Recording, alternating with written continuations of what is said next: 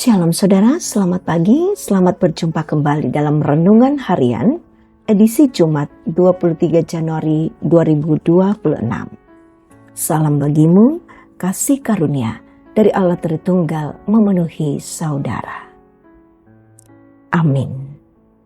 Sebelum memulai segala aktivitas kita hari ini, mari kita berikan hati jiwa raga kita untuk diberkati Tuhan melalui firman-Nya. Firman Tuhan pagi ini dari Galatia pasal 2 ayat 1 sampai ayat 10. Perkenankan Roh Kudus menguasai kita, karena itu mari kita satu dalam doa. Tuhan Allah yang penuh kasih, kami mengucap syukur untuk kehidupan baru, hari baru yang Engkau anugerahkan kepada kami. Kami hendak membaca dan merenungkan firman-Mu Tuhan. Kami mohon Roh Kudus-Mu menaungi hati kami dan membuka pikiran kami, sehingga kami memperoleh pengertian agar kami dapat memahami kebenaran firman-Mu dengan benar. Kami serahkan kehidupan kami saat ini. Tuhan bersabda bagi kami melalui Galatia pasal 2 ayat 1 sampai ayat 10. Firman-Mu kiranya membentuk hati kami, sehingga kami hanya melakukan kehendak-Mu saja. Berbicaralah ya Tuhan, kami siap mendengar. Amin. Galatia pasal 2 ayat 1 sampai ayat 10. Paulus diakui oleh para rasul. 14 tahun kemudian aku pergi lagi ke Yerusalem dengan Barnabas, dan Titus pun kubawa juga. Aku pergi berdasarkan suatu penyataan Allah. Kepada mereka kupaparkan Injil yang kuberitakan di antara bangsa-bangsa, bukan Yahudi, dalam percakapan tersendiri dengan mereka yang terpandang, supaya jangan dengan percuma aku berusaha atau telah berusaha. Namun, kendati pun Titus yang bersama aku adalah seorang Yunani, ia tidak dipaksa untuk disunat. Memang ada desakan dari saudara-saudara palsu yang menyusup masuk, yaitu mereka yang menyelundup ke dalam untuk mengadang kebebasan kita yang kita miliki di dalam Kristus Yesus, supaya dengan jalan itu mereka dapat memperhamba kita. Namun, sesaat pun kami tidak mau mundur dan tunduk kepada mereka, agar kebenaran Injil dapat tinggal tetap pada kamu. Mengenai mereka yang dianggap terpandang itu, bagaimana kedudukan mereka dahulu, itu tidak penting bagiku. Sebab Allah tidak memandang muka. Bagaimanapun juga, mereka yang terpandang itu tidak memaksakan sesuatu yang lain kepadaku. Sebaliknya, mereka melihat bahwa kepadaku telah dipercayakan pemberitaan Injil untuk orang-orang tak bersunat, sama seperti kepada Petrus untuk orang-orang bersunat. Sebab ia yang telah memberikan kekuatan kepada Petrus untuk menjadi rasul bagi orang-orang bersunat, ia juga yang telah memberikan kekuatan kepadaku untuk orang-orang yang tidak bersunat.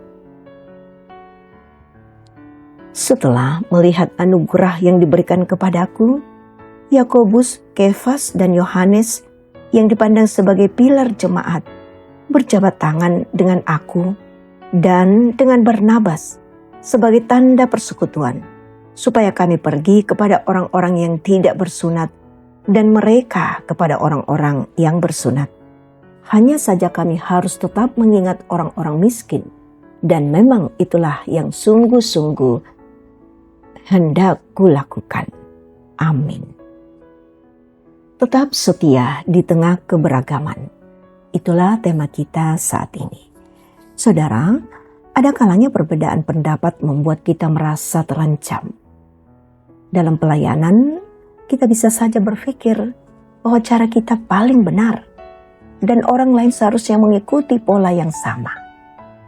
Namun Rasul Paulus menunjukkan jalan yang lain. Ketika ia kembali ke Yerusalem, ia membawa berita tentang pekerjaannya di antara bangsa-bangsa bukan Yahudi. Di sana ia bertemu dengan para rasul yang melayani orang Yahudi. Perbedaan latar belakang dan cara kerja sangat nyata. tetapi Injil yang mereka pegang tetap satu. Rasul Paulus tidak datang untuk mencari pengakuan manusia, melainkan untuk memastikan bahwa pelayanannya selaras dengan kehendak Allah. Ia tidak membiarkan Injil yang murni tercemar oleh tuntutan manusia. Bahkan ketika ada yang berusaha memaksa Titus untuk disunat, Paulus tetap teguh. Bukan karena keras kepala, tetapi karena ia tahu bahwa kasih karunia Kristus tidak bergantung pada aturan lahiriah. Keyakinan dan kesetiaannya pada Injil membuatnya berani berdiri di tengah tekanan. Saudara yang diberkati Tuhan, sikap Rasul Paulus mengajarkan bahwa kesatuan bukan berarti keseragaman. Kita bisa berbeda cara, gaya, bahkan konteks pelayanan, namun tetap setia pada kebenaran yang sama. Tuhan memanggil setiap orang dengan peran yang unik, tetapi dengan dasar iman yang satu, yakni kasih karunia Yesus Kristus. Dalam dunia yang penuh suara dan perbedaan pendapat, kesetiaan pada Injil menjadi kompas yang menjaga kita tetap pada arah yang benar. Jangan takut berbeda selama hati kita berakar dalam Kristus.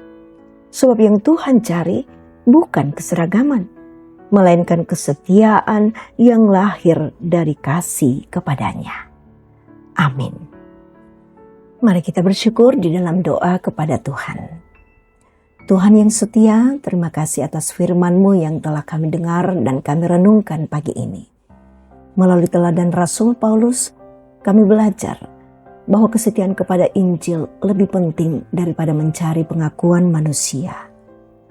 Ya Tuhan, ajarlah kami untuk tetap teguh memegang kebenaran-Mu.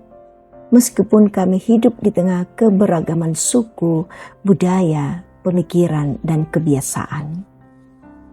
Tolong kami ya Tuhan, agar tidak mudah terpecah oleh perbedaan, tetapi justru mampu saling menerima, menghargai, dan bekerja sama demi kemuliaan nama-Mu.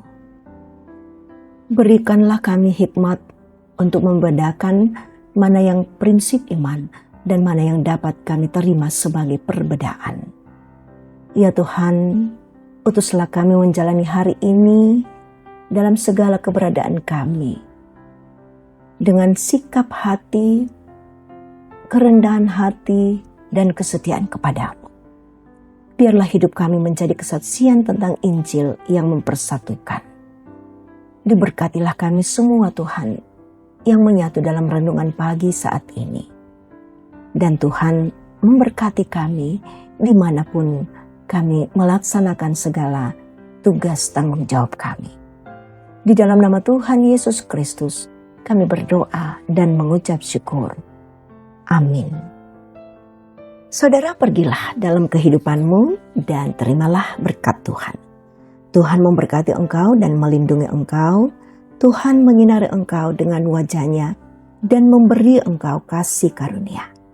Tuhan menghadapkan wajah-Nya kepadamu dan memberi engkau damai sejahtera. Amin. Demikian kebersamaan kita dalam renungan pagi. Tuhan memberkati kita.